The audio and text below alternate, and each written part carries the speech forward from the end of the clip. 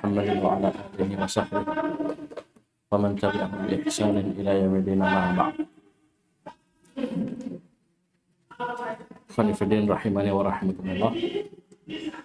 Wasil darsuna fi kitab usul fi tafsir Muhammad ibn Salih al-Utsaimin rahimahullah. Qad akhadna aqsam tarjamatil Quran tanqasimu ila ismain, tarjamah harfiyah wa tarjamah ma'nawiyah atau tafsir. Dan kita sudah baca kemarin tarjamatul Quran itu ada dua. Tarjamah harfiyah dan tarjamah ma'nawiyah. Tarjamah harfiyah itu kita terjemahkan letter-letter, kata per kata. Kemudian tarjamah ma'nawiyah ini diterjemahkan sekaligus. Ya. Ini yang diungkap dengan tafsir ijmali. Tafsir global. Baik. Apa yang kita dapati dari terjemahan-terjemahan betulnya seperti ini. Tafsir ma'nawiyah, ya. Tarjamah ma'nawiyah, tarjamah ma'nawiyah. Baik. Baca. Sekarang hukumnya ini cermati baik-baik. Hukumnya sebagaimana pembagian tarjamatul Quran terbagi dua, maka hukumnya juga akan terbagi dua. Kita lihat akan berbeda hukumnya di sini. Baik. Baca. Bismillahirrahmanirrahim. Alhamdulillahirabbil alamin wassalatu wassalamu ala Rasulillah wa ala alihi wa sahbihi wa sallam man tabi'ahum bi ihsan ila yaumiddin amma ba'd. Qala muallif Asy-Syaikh Muhammad bin Shalih Al-Utsaimin rahimahullahu taala. Hukmu tarjamatil Qur'ani at-tarjamatul harfiyyatu bin nisbati lil Qur'anil Karim mustahilatun 'inda katsirin min ahli al-'ilmi wa dzalik. Hukmu tarjamatul Quran. Hukum menerjemahkan Al-Quran. Yang pertama yang boleh bahas adalah at-tarjamah al-harfiyah.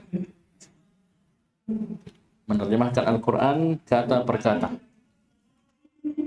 Kata beliau rahimahullah, at-tarjamatul harfiyatu bin nisbati lil Qur'anil Karim. Tarjamah harfiyah menerjemahkan kata per kata jika ditinjau disandarkan kepada Al-Quranul Karim.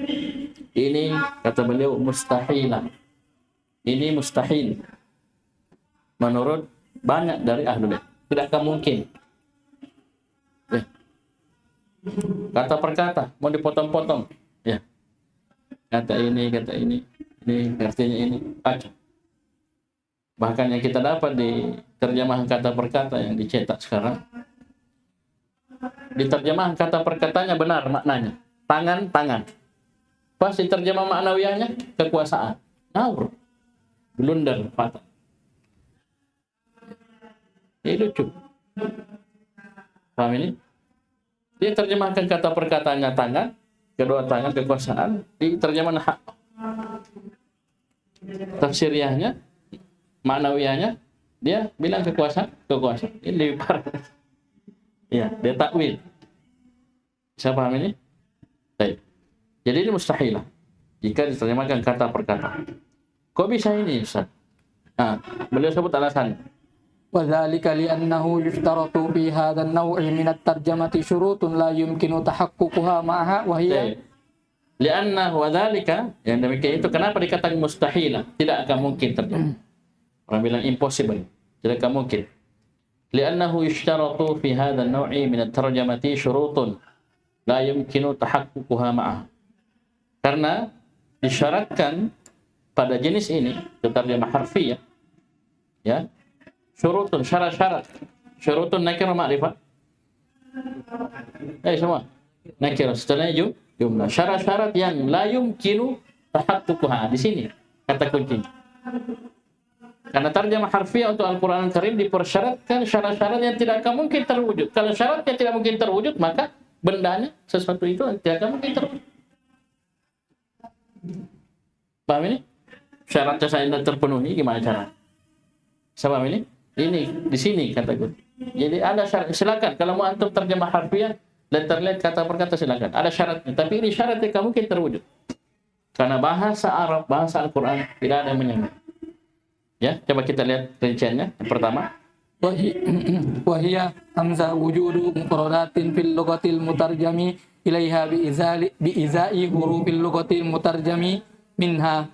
yang pertama wujudu mufradatin fil lughatil mutarjami ilaiha bi izai hurufil lughatil mutarjami minha. Sebelum kita urai, perhatikan istilah al-mutarjamu ilaiha dan al-mutarjamu minha. Al-mutarjamu ilaiha ini bahasa yang diterjemahkan kepadanya, itu bahasa tujuan. Al-mutarjamu minha itu bahasa asal. Seperti misalnya Al-Quran bahasa Arab. Kita mau terjemahkan kata per kata ke bahasa Indonesia. Jadi bahasa Arab dikatakan al-mutarjamu minha, bahasa Indonesia al-mutarjamu ilaiha. Syarat yang pertama ini sudah angkat tangan kita. Kata beliau, wujudu mufradatin, adanya, ya, ini syarat yang pertama, harus ada mufradat, kosa-kosa kata dalam bahasa al-mutarjami ilaihi. Misalnya contoh Arab Indonesia, itu di bahasa kita, bahasa Indonesia, yang sama dengan huruf-huruf di bahasa Arab. Ini sudah tidak bisa terpenuhi. Maksudnya selevel misalnya. Nah, ini kan sudah tidak akan mungkin mampu. Ya. Kita saja dalam bahasa Arab, coba lihat. Kita bilang rogiba fi, rogibaan. Kita bisa ini rogiba dengan fi, rogiba dengan a, sudah lain cerita. Karena ketika penggabungan dalam bahasa Arab ada makna tertentu. Dalam bahasa kita tidak ada. Kalau rogiba itu buka kamus, itu akan diterjemahkan. Nah, kalau di kamus Arab Indonesia itu ada an, ada fi, dirinci. Tapi kalau rogibanya sendiri mungkin bisa salah paham. Paham ini? Nah, ini tidak ada sudah kosakata yang di bahasa Indonesia itu persis sama biiza, sama dengan bahasa Arab. Tidak bisa. Ya, kita bilang benci, ya bahasa Arabnya rogibaan. Ini sudah dua kata. Ya, bahasa Indonesia satu kata. Ya, itu mufradat. Coba lihat dari sisi kosakata sudah ketemu. Maksudnya, ya rogiba fi, senang, cinta. Bahasa Arabnya dua kalimat, bahkan tiga dengan fa'ilnya. Karena rogiba fi'il. Coba lihat. Tak ada yang sepadan. Iza itu sepadan dengan huruf-huruf bahasa yang asal, bahasa asal. Al-mutarjamu min, itu bahasa Arab. Ini yang kata beliau tidak akan mungkin terwujud, terrealisasi, tidak akan mungkin. Ini syarat yang pertama. Bisa? Yang kedua, wujudu adawatin lil ma'ani fil lughatil mutarjami ilaiha musawiyatin au musyabihatin lil adawati fil lughatil mutarjami minha. Ini lebih berat lagi. Yang kedua, wujud adawat lil ma'ani, yaitu adanya alat-alat untuk makna-makna pada bahasa tujuan, yaitu bahasa Indonesia misalnya, yang serupa atau mirip dengan al-adawat, alat-alat, ya, tentang makna-makna yang ada pada bahasa asal, itu bahasa Arab. Ini sudah skala besar kita. Bahasa kita angkat tangan. Ya. Jadi kita lihat alif lam ketika masuk kepada sebuah kata, masuk kepada isim jins. Ya. Itu mencakup semua. Alhamdulillah, semua pujian. Sekarang ada dalam bahasa Indonesia yang seperti alif lam ini. Maknanya? Saya tanya tuh. Apa dia masuk maknanya? Adawat, kalau mungkin ya, seperti imbuhan atau apa, huruf-huruf atau alat-alat. Kalau kita misalnya adawat tuh jawazi misalnya, atau adawatul istisna. Ada yang semisal seperti ini, sudah tidak ada. Bahasa Arab luas sekali. Kita kadang dalam menerjemahkan satu kalimat memenuhkan banyak kata dalam bahasa Indonesia. Ya, jadi dari sisi mufradat sudah tidak bisa. Tidak ada yang sepadan dengan bahasa Arab, bahasa Al-Quran. Yang kedua dari sisi adawat lil ma'an. Ya, untuk alat-alat kalau kita bilang mungkin ibuhan dan semisalnya. Ya, untuk makna-makna yang ada di bahasa Indonesia, paham ini? Yang musawiyah sama atau mirip, jangan sama, mirip dengan bahasa Arab. Ini mungkin sebagian nanti akan beliau sebutkan, mungkin pada sebagian ini bisa kita terjemahkan kata per kata. Itu pun tujuannya untuk memahamkan. Jadi ini thariqah ini kita tidak tempuh untuk semua Al-Quran. Kita terjemah kata letter-letter tidak. Jadi kita menafsirkan, menjelaskan dengan terjemah maknawi. Ya tak? Itu yang kita pakai ceramah. Ya, kita terjemahkan maknawi ya. Tak? Terjemahkan di terjemahan itu ya, yang kita miliki. Baru kita bahkan tambah lagi penjelasan. Bukan kata per kata. Coba antum pernah melihat penceramah kata per kata ini tidak akan mungkin mengenai. Ini khutbah Jumat kan tujuannya untuk tadzkir. Karena Nabi kalau khutbah Jumat naik suaranya seperti panglima perang menyemangati pasukan. Dan kalau kita sungguh tidak jadi, orang berpikir terpotong-potong kan? Karena ini harfiah, karena ini kalimat-kalimat, kata per kata. Jadi ini yang kedua. Mustahil dari sisi tidak adanya adawat. Ini kan syaratnya apa? Wujud. Yang ada kenyataan tidak ada. Tidak ada yang sama adawat di bahasa, adawat lil ma'ani di bahasa Indonesia yang menyamai atau mirip dengan bahasa kalah besar. Itu tadi ya, kita bilang rogiba fi rogibaan sudah ya, da'a ya, li da'a ila itu sudah dan kata bahasa Indonesia ya, da'a ala mendoakan kejelekan, da'a li doakan kebaikan, da'a ila mengajak, menyeru, ud'u ila sabili rabbil alamin. Ada alat begitu kayak ilaan begitu, kemudian melahirkan makna yang berbeda, tidak ada. Ya, di ke kan begitu kalau kita. Ya kan? Di ke paling itu kata depan dengan keterangan imbuhan dengan kata depan. Itu saja. Ya kan, saya kasih rumus, saya kasih ilmu, ini ilmu dari guru saya SMP. Itu di dan ke, dia kata depan kalau setelahnya kata tempat atau waktu, keterangan waktu atau tempat. Dan ketika dia berposisi kata depan, jangan disambung. Misalnya di masjid Jannatul Firdaus, jangan sambung di masjid, jangan. Bisa, karena posisi dia kata depan. Karena setelahnya tempat. Atau di siang hari, ya waktu. Maka dipisah dengan siangnya, jangan tantum di siang, jangan pisah karena kata depan.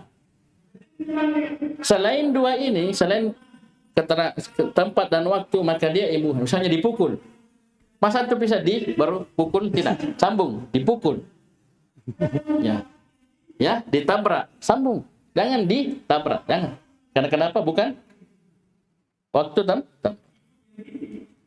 Itu ilmu-ilmu begini banyak sekolah tidak tahu. Ya, saya paham ini.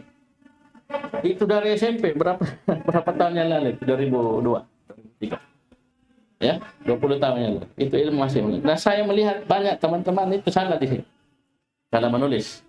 Itu bahasa Indonesia itu begitu saja itu sudah menganga, padahal itu biasa, tidak ada apa-apa. Dengan bahasa Arab, bahasa Al-Qur'an lebih luar biasa.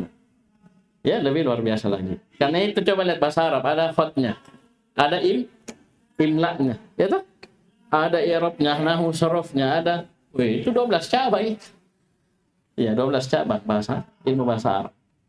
Kita baru belajar nahwu saraf sudah angkat tangan. Baik. Ini yang kedua. Dan ini dua-duanya mustahil. Yang ketiga, Jim. Tamathulul lughatainil mutarjami minha wa ilaiha fi tartibil kalimati hina tarkibiha bil jumalil wasifati wal idhafati. Titik.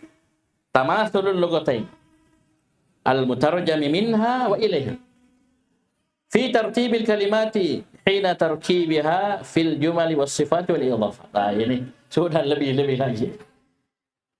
Apa syarat yang ketiga? Itu samanya dua bahasa ini, yaitu bahasa asal dan bahasa terjemahannya, ya, bahasa tujuan. Seperti misalnya kita terjemahkan bahasa Arab itu Al-Qur'an ke bahasa Indonesia. Paham ini? Samanya ini bahasa Arab dan Indonesia dari sisi apa?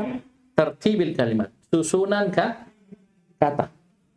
Kita kan sudah bilang kemarin, maridhu Ahmadu maridun.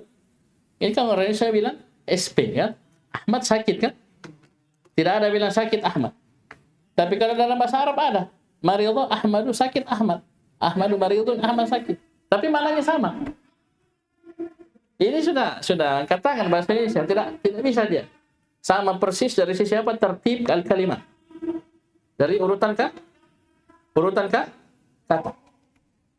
Paham ini? Ketika dia disusun dalam kalimat, dalam sifat dan penyandaran. Coba antum lihat, seperti misalnya tamyiz. Dikasih contoh firman Allah Subhanahu wa taala, "Rabbana wasi'ta kulla syai'in rahmatan wa ilma." Antum tahu tamyiz apa ini? Rahmatan ini tamyiz apa? Tamyiz ada dua, zat dan nisbah. Ini nisbah.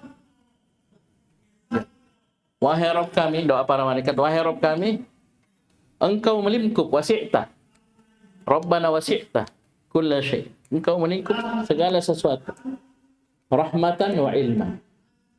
Dari sisi rahmat dan ilmu. Itu kalau kita urut terjemahannya toh? Iya, urut terjemahannya. Sekarang, asal dari kalimat ini adalah Rabbana wasi'at rahmatuka wa ilmuka kulla syai'. Kan begitu. Wahai Rabb kami, rahmatmu dan ilmumu melingkup segala sesuatu. Rahmat diambil dengan tersisa kaf. Itulah wasi'ah disandarkan kepada anta. Disimpanlah ini sebagai tamyiz. Melingkup apanya? Rahmat dan ilmu. Ini dari sisi urutan tidak bisa dikena dengan bahasa Indonesia. Karena asalnya kita terjemahkan, kalau kita kembalikan ke kalimat asalnya, wahai Rabb kami, rahmatmu dan ilmumu melingkup segala sesuatu. Sekarang urutan bahasa Arabnya rahmat di mana? Di belakang. Tapi kalau kita terjemahkan ke kalimat asalnya, yang dengannya orang Indonesia mudah paham, itu dikasih ke depan pi. Bayangkan. Jadi bahasa Indonesianya di depan, bahasa Arabnya tamyiz di belakang. Tak bisa, jadi susah. Kalau nak mau jauh itu tadi, ya mubtada khabar dengan fi'il fa'il, jumlah fi'ilnya, jumlah ismiyah. Jauh saja. Maridun Muhammadun maridun. Itu kan kita sama saja karena kita belajar bahasa Arab. Ya. Tapi kalau Indonesia tidak, dia SP. Muhammad sakit. Tidak ada dia bilang sakit Muhammad. Dikiri dimarahi ke guru bahasa Indonesia Muhammad sakit. SP, subjek predikat. Kalau bahasa Arab mana-mana ji. Muhammadun maridun bisa, maridun ahmadun bisa. Jumlah ismiyah dan jumlah fi'il. Mubtada khabar dan fi'il fa'il. Dan ini tiga syarat ini tidak mungkin. Bisa ya? Ya dari sisi sifat, penyandaran, ya kalimat-kalimat, ini susunannya tidak bisa persis sama. Ya, jadi mustahilnya syarat ini diwujudkan dengan bahasa la yumkinu tahaqququha ma'aha. Di sini dikatakan menerjemahkan Al-Qur'an kata per kata. Ya. Di sisi kebanyakan para ulama, banyak dari ulama ini mustahil. Ya, walaupun boleh saja kita terjemahkan untuk memahamkan. Tapi kalau kita mau tempuh metode ini secara memang dalam menafsirkan apa menerjemahkan Al-Qur'an. Boleh. Karena itu beliau lanjut.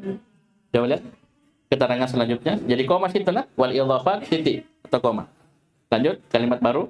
Wa qala ba'dul ulama'i inna tarjamatal harfiyyata yumkinu tahaqququha fi ba'di ayatin wa aw nahwiha. Walakinnaha wa in amkana tahaqququha fi nahwi dzalika muharramatun. Coba saya koma dulu nah. Kata sebagian ulama terjemah ya harfiyah itu terjemah kata per kata itu mungkin terwujud pada sebagian ayat atau yang semisal. Akan tetapi ya ini ada jumlah i'tiradiyah. Jumlah i'tiradiyahnya ini wa in amkana tahaqquha fi nahwi dzalik. Akan tetapi dia hukumnya muharramatun. Jangan baca dulu jumlah i'tiradiyahnya. Langsung ke khabarnya. Khabarnya lakinna mana? Akan tetapi menerjemahkan secara harfiah ini, itu secara kata per kata ini hukumnya apa? Hukumnya apa? Muharramah. Walaupun wa in amkana tahaqququha, walaupun mungkin diwujudkan pada yang semisal itu, pada sebagian ayat, pada beberapa ayat. Bisa-bisa saja, tapi hukumnya kata beliau, sebagian ulama menyebutkan ini hukumnya haram. Kok bisa? Alasannya ada 3. Kenapa bisa dikatakan ini haram? Mau komplain silakan. Dengar dulu alasannya sebelum komplain, ya. Ini 3 alasannya kenapa para ulama mengharamkan ini. Yang pertama, li'annaha la yumkinu an tu'addiyal ma'na bikamalihi. Sekarang saya tanya, tuaddi mana fa'ilnya? Dhamir mustatir. Dhamir mustatir fihi, Takdir jaza. jawaza takdiruhu, Iya. hiya kembali ke al-tarjamah al-harfi. Iya. Alasan pertama, karena at-tarjamah al-harfiyah tidak akan mungkin menunaikan makna Al-Quran secara sempurna. Kata potong-potong. Inna, in, sungguh, na, kami. Kita potong-potong. Tak akan mungkin terwujud makna itu secara bikamali sempurna. Bisa paham ini? Ini alasan yang pertama. Yang kedua, Wala an tu'athira fi nufusi ta'thir al-Qur'anil Arabiyyi al-mubini. dan yang kedua, terjemahan harfiah ini, kata per kata ini tidak bisa memberi pengaruh pada jiwa seperti pengaruh Al-Quran al-Arabi al-Mubin. Ya. Ini Al-Quran ini, coba antum baca di surah Al-Hasyr itu. Di akhir surah Al-Hasyr. Kalau ini Al-Quran turun ke gunung itu akan hancur itu gunung. Ya. Maksudnya pengaruh Al-Quran ke dalam hati itu luar biasa. Bisa melembutkan hati, bisa. Ya, melembutkan hati yang keras. Dia bisa masuk ke relung-relung hati. Ya, meresap. Kalau kita terjemah kata per kata, orang pusing. Inna dapat. Bagaimana caranya? Karena dari yang tadi itu tidak akan tidak terwujud makna ini secara sempurna sehingga tidak ada pengaruh dalam hati. Ya. Apalagi tadi itu yang saya bilang terjemah kata perkataannya benar. Ya, tangan dibilang tangan, tiba-tiba terjemah maknawiannya Nabi ganti kekuasaan. Bilang ente dari mana? Dapat iyadai, ya, maknanya kekuasaan. Ya, antum dapat ilmu dari mana? Allah sendiri yang bilang dia memiliki sifat tangan. Nah, antum nafikan, siapa antum? Siapa Anda? Ya kan? Antum saja kalau bilang, saya punya ini, baru antum bilang, ada orang bilang, tidak, kau tidak punya. Antum marah enggak? Marah besar. Ya, marah besar. Ya.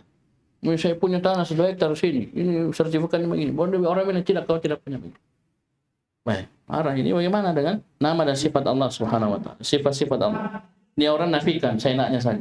Dia takwil. Oh, bukan itu, yang ini. Padahal ini tauqifiyah. Baik.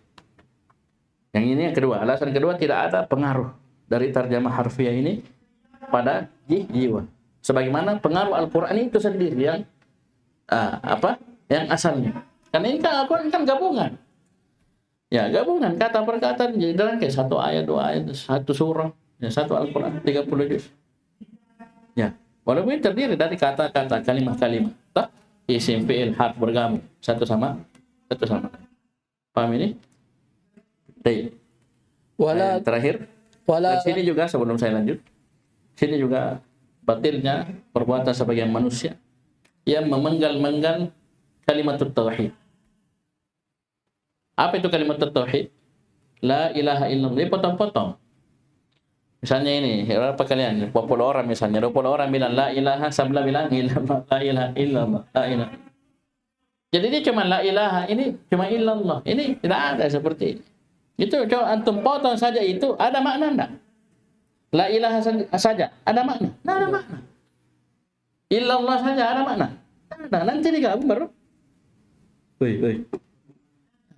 Itu baru satu kalimat tauhid, dan itu ada dalam Al-Quran. Bagaimana dari ayat mau dipotong-potong kata berkata apa pengaruhnya? Ya, celakanya ini la ilaha illallah. Sisanya sebentar. Hu. Aduh kacau. Kalau dia di hutan mungkin kita kira monyet. Iya, itu kerjaan sebagian orang. Alhamdulillah. Sekarang apa maknanya huwa? Tidak ada. Itu zikir itu kalimat-kalimat sempurna. Subhanallah itu maf'ul mutlak. Kenapa subhana bukan subhani? Subhana maf'ul mutlak. Usabbihu subhanallah. Taukid. Ya, dan seterusnya dari kalimat alhamdulillah mubtada khabar. Allahu akbar mubtada khabar. La ilaha illallah. La nafil jins. Ilaha isimnya. Khabarnya mahdhuf. Takdiruhu haqqun atau bihaqqin. Illallah istisna. Selesai. Bisa paham ini? Ini dipotong la ilaha. Apa itu? Apa ruknya? Mana khabarnya? Illallah dah potong sebagian. Paham ini? Baik. Nah, lanjut. Wala darurata tad'u ilaiha. Alasan ketiga, tidak ada perkara darurat yang mengajak kepadanya, yang mengharuskan kita untuk melakukan. Sekarang saya tanya, sebelum ada itu terjemahan kata per kata, cukup enggak kita dengan terjemah maknawiyah? Itu cetakan, saya punya cetakan yang dari tahun dulu, yang masih coklat itu. Yang masih asli, yang dari tahun 90-an. Dibagi gratis di Arab Saudi bagi jemaah haji, pulang itu bawa. Saya masih punya. Nah itu yang bagus. Itu tangan itu. Ya, antum kalau mau lihat saja surah Shad. Di akhir surah Shad, kisah Allah menciptakan Nabi Adam. Itu yang lainnya yang belakangan dia ganti kekuasaan. Ternyata yang terjemahan dulu waktu kita masih kecil tahun 90 itu tangan, kedua tangan tulis itu. Antum bisa lihat. Saya masih punya. Bisa dipahami? Baik. Ya tidak ada hajat darurat yang mengharuskan kita beralih ke terjemah kata per kata. Paham ini? Kenapa? Lil istiqna'i anha bit tarjamatil ma'nawiyati. Karena cukup dengan adanya terjemah maknawiyah. Cukup. Nah, ini sekarang gabung, ada terjemah maknawiyahnya, ada terjemah harfiahnya. Ya itu tadi celakanya. Nah, terjemah harfiahnya benar. Kata perkataannya benar, tangan iya, maknawiyahnya ada ganti kekuasaan. Auzubillah. Kesesatan nyata.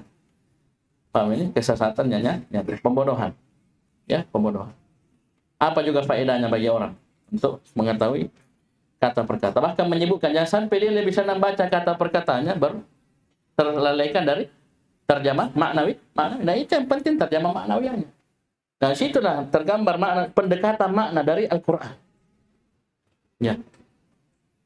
Bisa paham ini? Baik. Terus?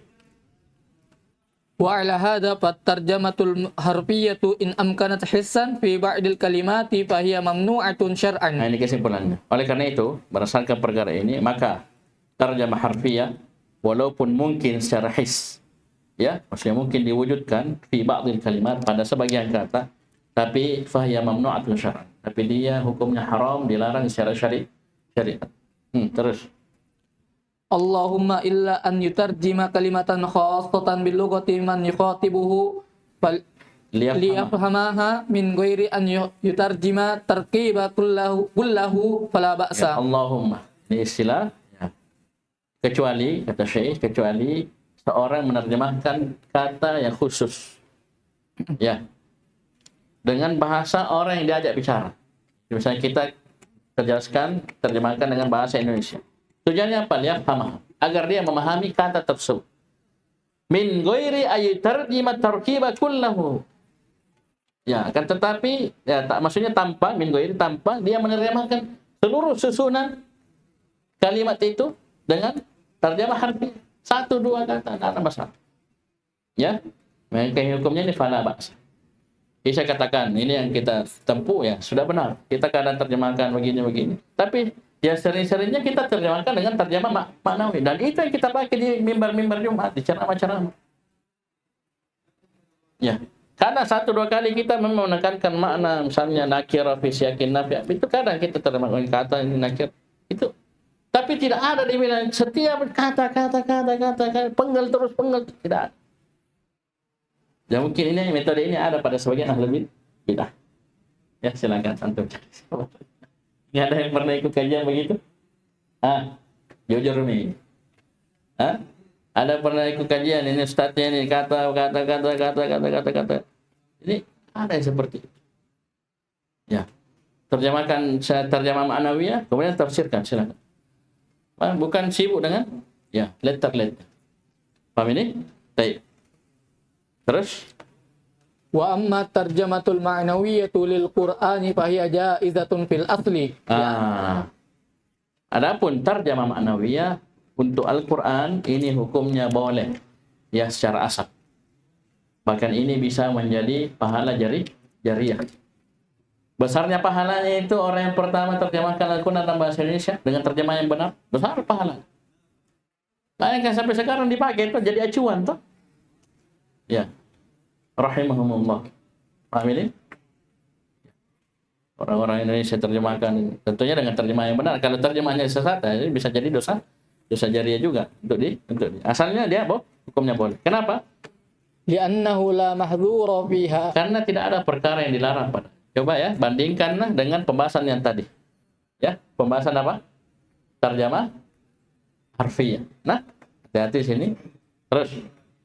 Wa qad tajibu hina takunu wasilatan ila iblagil Qur'ani wal Islami li ghairin natiqina bil lughatil arabiyyati. Bahkan kadang wajib. Qad kalau masuk kepada fi'il mudhari dalam baca kitab itu artinya kadang.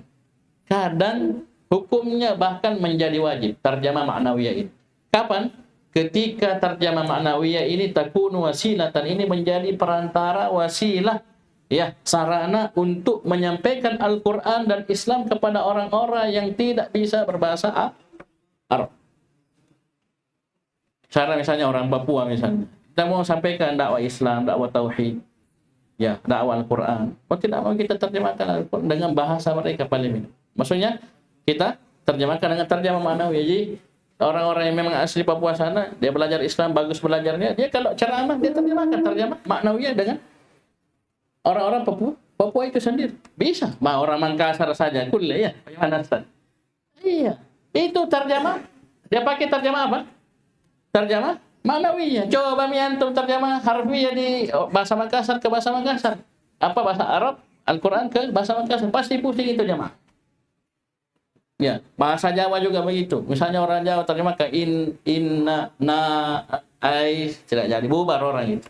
Tapi coba dia rangkai langsung satu kalimat dengan bahasa Jawa. Apalagi bahasa Jawa halus. Langsung mengena, tertunduk, itu bisa menangis itu jemaah. Itulah Al-Quran. Itu yang dibilang tadi. Ini mamnu'ah, muharram. Iya. Antum paham sendiri tuh. Orang Bugis bisa ceramah bahasa Bugis, terjemahkan sebuah ayat yang Masya Allah luar biasa dengan terjemah ma'nawiyah bagus, dia rangkai dalam bahasa Bugis yang halus. Ya, depannya orang-orang tua itu langsung tertunduk. Saya coba dia potong-potong. Selesai. Buyar. Ya. Dia ada pengaruh Al-Quran. Ya, malah orang sama kipu. Siapa ini? Kenapa? Apa maknanya? Ya, baik. Jadi ini bahkan hukumnya ya asalnya boleh menjadi wajib. Kapan? Ketika ini menjadi sarana, bahkan menjadi satu-satunya sarana untuk menyampaikan Al-Quran dan Islam kepada orang-orang yang tidak berbahasa Arab. Kenapa? Lianna ibalagha dzalika wajib. Karena menyampaikan Al-Quran, Islam, Tauhid, Sunnah itu hukumnya wajib. Ma la yatimul wajibu illa bihi fahuwa wajib. Itu kaidah. Ya, wa ma la yatimul wajibu illa bihi fahuwa wajib. Ya, antum menikah hukumnya wajib. Ya, contoh. Kalau tidak menikah bahaya, bisa terjerumus dalam dosa dan maksiat. Maka hukum mengusahakan menikah itu wajib. Ya, urus-urusnya ini hukumnya wajib. Dapat pahala. Ya, terus terakhir.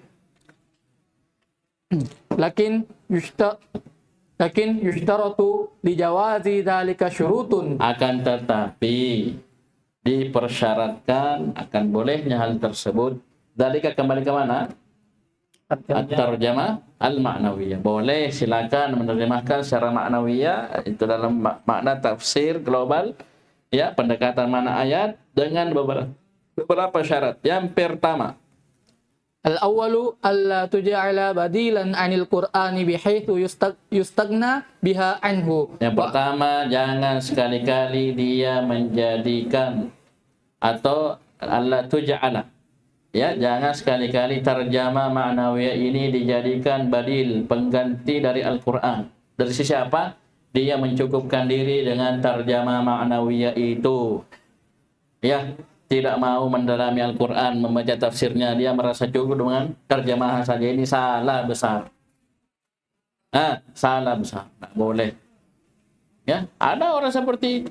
Tak mau mendalami, bagaimana mau berkembang, bagaimana? Cuman terjemahan itu pun dia cukupkan dirinya dengan itu, tidak boleh. Ini syarat pertama ini sudah penting sekali.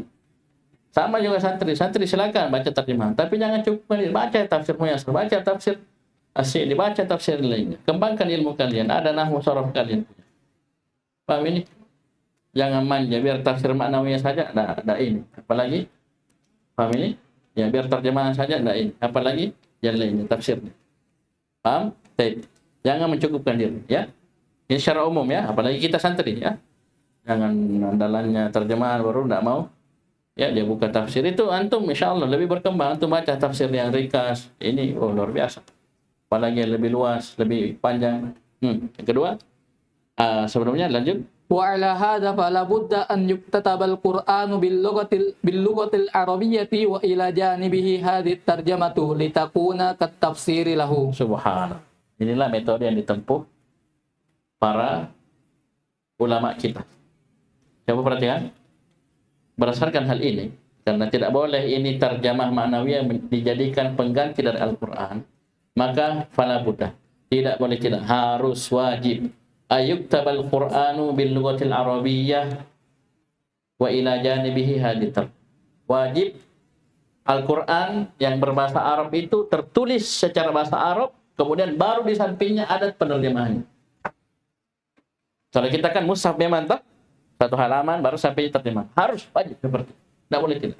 Karena khawatir kalau ini cuma terjemah saja, orang bilang ini terjemah, nanti orang merasa cukup dengan itu saja. Dia terjemah menengok lagi ke Al-Quran. Kalau ini kan tidak bisa. Mau tidak mau dia pasti lihat ayatnya. Karena kenapa? Bersampingan, berdampingan. Ya, sama di yang cetakan yang saya pegang itu dia bukan mushaf, tapi ayat per ayat. Subhanallah. Sebelah kanannya ayat Al-Qurannya bahasa Arab, sebelah kirinya terjemah ma'nawiyah. Subhanallah. Ya. Yang bikin rancu sekarang itu tadi terjemah kalimat. Sudah hurufnya kecil-kecil, datangin terjemah kata per kata. Ya. Tambah lagi sampingnya terjemah ma'nawiyahnya. Padahal cukup itu terjemahannya. Tidak ada hajat darurat yang mengharuskan kita ke situ. Bisa paham ini? Ini syarat yang pertama. Kedua, الثاني أن يكون المترجم عالما بمدلولات الألفاظ في اللغتين المترجم منها وإليها وما تقتضيه حسب السياق. Yang kedua, orang yang menerjemahkan dengan terjemah ma'nawiyah ini orang yang alim, mengetahui akan madlulat. Ya.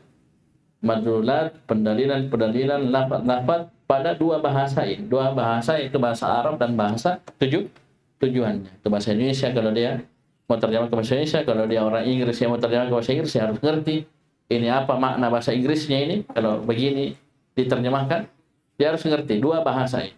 Arabnya dan Indonesia. Kalau Indonesia, Arabnya dengan Malaysia. Kalau bahasa Malaysia, Arabnya dan Inggrisnya kalau dia bahasa Inggris. Dan Al-Quran diterjemahkan dengan semua bahasa. Alhamdulillah. Datang orang sekarang, ya dia populerkan bahasa semut, ya bahasa air, ya mengatakan semua orang masuk surga. Ini sudah tambah beleng-beleng, ya. Semakin hari tambah ngawur, ya. Sampai dibikinkan itu semut saja tidak ngerti bahasa. Apa nukana? Orang Makassar bilang. Apa nukana, Bapak? Yang terakhir, yang ketiga. Jadi ini sesuai dengan apa? Konteks kalimat, ya, konteks ayatnya. Ya, wama taqtadhihi hasbasin. Terakhir.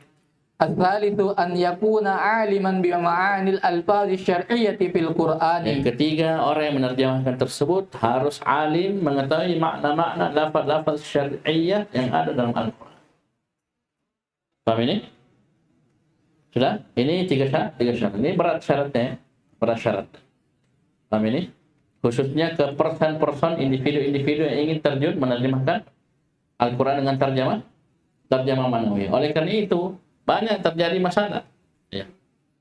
Seperti yang saya sebutkan tadi, tangan ditakwil, diterjemahkan dengan kekuasaan. Ini gara-gara ini tidak ngerti.